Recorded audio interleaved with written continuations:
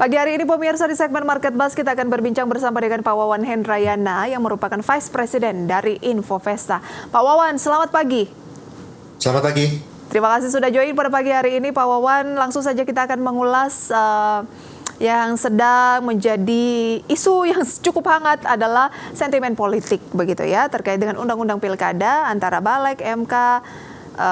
Tanggapan Anda seperti apa? Sejauh mana ini juga akan memberikan sentimen untuk pasar modal di tengah mungkin sedang optimis begitu ya, apalagi indeks harga saham gabungan berupaya untuk terus menembus all time high rekor tertinggi baru sepanjang masa.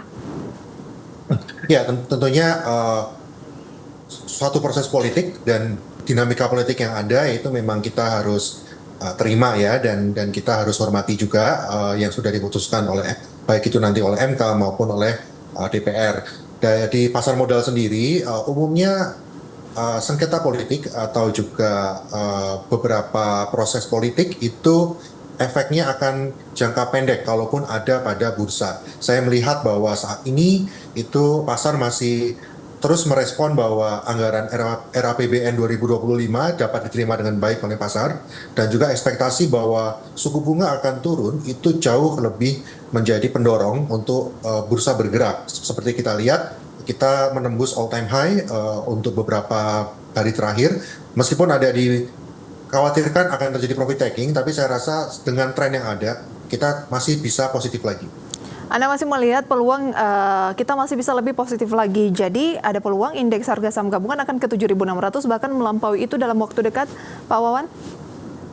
Ya, kalau tren yang ada ya sangat mungkin ya, 7.600 ya kita tinggal IHSG naik 0,5% pun sudah akan mencapai ke level itu. Tetapi tentu saja tidak ada yang bisa menebak dengan pasti seperti apa arah pergerakan. Meskipun kita percaya bahwa bisa ke 7.600, tetapi pasti ada aksi profit taking karena kita sudah naik cukup signifikan. Jadi investor untuk yang bermain short term ya pertimbangkan untuk ada profit taking. Tapi kalau untuk yang long term ya tidak ada masalah. Kita terus bisa hold sampai dengan paling tidak start tahun depan. Baik, jadi kalau dikatakan mana nih yang lebih kuat antara sentimen positif dan sentimen yang ya bisa dikatakan masih dipertanyakan begitu ya terkait dengan politik, tampaknya Anda melihat sentimen positif masih akan lebih mendominasi, khususnya mengenai mungkin pertemuan dari bank sentral, sejumlah bank sentral di Jackson Hole, Wyoming, ya, di mana The Fed atau ketua dari Bank Sentral Amerika Serikat Jerome Powell mungkin akan memberikan komentar seputar yang paling dinanti-nantikan adalah apakah di bulan September ini akan ada pemotongan suku bunga. Jadi menurut Anda itu sentimen yang masih mendrive pergerakan positif dari bursa global termasuk IHSG ya? Betul, kita melihat bahwa potensinya sekarang sih analis sudah melihat sampai dengan 70% ya, ekspektasi bahwa The Fed akan menurunkan paling tidak satu kali pada bulan September dan mungkin sekali lagi pada bulan Desember. Baik, masih akan ada peluang 2 kali penurunan saat ini ya, September dan di bulan Desember. Oke, ketika itu memang terjadi, taruhlah mungkin di September dulu nih yang paling ditunggu-tunggu, market kita, indeks harga saham gabungan kita kira-kira peluangnya akan kemana Pak Wawan? Ya, kalau kita lihat sebetulnya market all time high menembus 7.500 ini sudah ekspektasi bahwa itu akan turun gitu ya. Justru kalau nanti ternyata tidak ada penurunan, saya rasa ya kita harus bersiap akan adanya koreksi. Tetapi secara tren sendiri, saya melihat IHSG memang tahun ini targetnya sekitar 7.500, 7.600. Jadi ya kita sudah mendekati target. Kalau memang ada kejutan, terutama dari sisi ekonomi yang positif, ya mungkin saja IHSG bahkan bisa ke 7.700. Tapi saya melihat ke level 7.600-an itu sudah relatif cukup overbought ya. Jadi investor ya sebaiknya kalau memang jangka pendek tadi ya pertimbangkan untuk profit taking. Baik. Terkait dengan balik DPR begitu ya, yang ya dikatakan menganulir lah terkait keputusan MK mengenai Undang-Undang Pilkada. Itu kan baru terjadi di rapat semalam, sehingga reaksinya kan baru sebatas di media sosial. Mungkin akan ada yang turun ke jalan dan lain sebagainya. Kira-kira apa yang sebaiknya dilakukan oleh investor? Mungkinkah ada emiten-emiten, mungkin kalau IHSG nggak terlalu terdampak, tapi ada emiten-emiten tertentu yang harus diwaspadai terkait dengan isu politik ini atau bagaimana? Ya, sekali lagi isu politik itu ya kita sudah mengalami beberapa pemilu, pilkada gitu ya. Yang namanya politik efek ke pasar modal sentimennya pendek saja sih, bahkan dalam hitungan hari biasanya ya. Jadi kalaupun ya saya tetap berharap bahwa semua aspirasi masyarakat dapat disampaikan secara damai begitu ya. Dan juga kalaupun ada demo atau apa itu biasanya tidak terlalu pengaruh kepada saham-saham karena mereka lebih terpengaruh oleh seperti apa makroekonominya, seperti apa prospek bisnisnya dalam jangka yang panjang dibanding sentimen jangka pendek. Baik, Anda lebih melihat ke makroekonominya dalam jangka yang panjang begitu ya. Dan yang sudah diketahui juga adalah RAPBN 2025. Nah, banyak yang menilai bahwa sejumlah saham memang berpeluang diuntungkan. Nah, analisis Anda seperti apa? Kira-kira saham-saham mana yang layak dicermati yang bisa kita lihat begitu ya? Intip dari RAPBN 2025. Baik, ya tentu saja kalau kita bicara RAPBN 2025 dengan asumsi-asumsi yang ada ya, tetap sektor keuangan itu menjadi pilar utama dari ekonomi di Indonesia. Jadi sektor perbankan apalagi suku bunga mau turun itu yang paling diharapkan. Lalu juga kita bisa melihat sektor-sektor yang terpengaruh bila suku bunga turun. Salah satunya penjualan otomotif itu saham-saham mungkin grupnya Astra itu bisa dilihat. Dan tentunya RAPBN 2025 sudah menganggarkan untuk adanya makan bergizi begitu. Ya ini bagaimanapun juga sektor consumer good itu juga akan diuntungkan. Jadi saham-saham consumer good, JBP, Indofood, lalu juga mungkin bahkan mungkin Alfamart, Mayoral gitu bisa dilirik juga.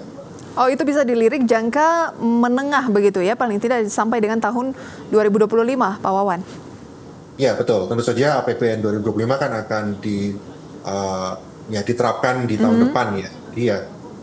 Betul-betul efek daripada RAPBN tersebut baru akan terlihat di laporan keuangan emiten ya seharusnya mungkin di Q2 atau Q3 baru mulai terlihat. Tapi tentu saja kalau kita bicara tentang saham semuanya adalah membeli atas ekspektasi kinerja di masa yang akan datang. Betul. Jadi wajar saja kalau dari tahun ini itu sudah ada rally. Baik, nah strategi untuk investor retail untuk melakukan pembelian sebaiknya seperti apa Pak Wawan untuk saham-saham yang memang ada peluang di tahun 2025 seiring dengan RAPBN? Ya, saya selalu sangat menyarankan untuk investor apalagi pemula ya untuk ikut program Yuk Nabung Saham gitu ya. Artinya kita bisa membeli saham itu secara reguler mungkin setiap bulan. Ini sebenarnya kalau dalam investasi disebut sebagai cost averaging. Jadi kita kalau memang kita yakin dengan kondisi ke depan ya dan kita memiliki time horizon yang panjang lebih dari setahun ya tidak ada salahnya kita setiap bulan melakukan pembelian. Boleh di awal bulan, boleh di akhir bulan. Tapi kita secara rutin untuk membeli ini bisa menjadi mitigasi risiko yang cukup baik. Baik, itu dia. Bagaimana dengan blue chips? Di tengah indeks harga saham gabungan yang sudah all time high atau rekor tertinggi sepanjang masa saat ini, banyak yang menilai bahwa kok blue chipsnya nggak terlalu naik signifikan ya, kok blue chipsnya masih jauh dari rekor tertingginya. Nah, analisis Anda seperti apa? Kira-kira sebenarnya apakah all time high atau rekor yang dicatatkan oleh indeks harga saham gabungan ini memang cukup kokoh ditopang oleh saham-saham blue chips atau bagaimana? Ya, tentunya kalau kita bicara saham-saham yang menggerakkan IHSG, kalau kita bicara IHSG itu sebetulnya ya banyak saham-saham big cap yang bahkan mungkin tidak dianggap blue chip gitu ya. Tetapi tentu saja kalau kita bicara blue chip ya kita bicara salah satunya adalah saham-saham keuangan misalnya Big Four Banks. Mereka bukannya tidak naik tinggi ya, sempat terkoreksi dalam sekali. Mandiri, Bank Mandiri contohnya sampai terkoreksi 6 ribuan, sekarang sudah kembali 7 ribu, BCA juga pernah terkoreksi ke 9.000, sudah naik lagi 1.400 untuk sekarang. Jadi sebetulnya rally mereka sudah melakukan, meskipun sempat terkena koreksi dulu.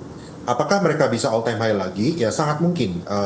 Secara historis itu saham-saham blue chip, terutama Big Four Bank tadi, itu selalu sanggup untuk kembali all time high. Kuncinya ada 3 sebetulnya ya.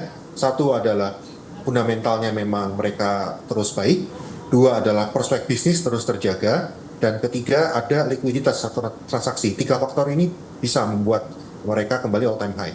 Oke, itu dia ya peluang dari saham-saham blue chips, dan lantas dengan analisis Anda tadi bahwa indeks harga saham gabungan memang sudah all time high dan memang sudah di target begitu ya, kalaupun ada penguatan paling ya ke 7.700, nggak terlalu tinggi lagi. Sebaiknya investor retail itu harus ngapain, Pak Wawan? Nanti akan kita bahas dan rekomendasi saham pilihan Anda pemirsa usai jeda. Tetaplah bersama kami dalam segmen Market Buzz.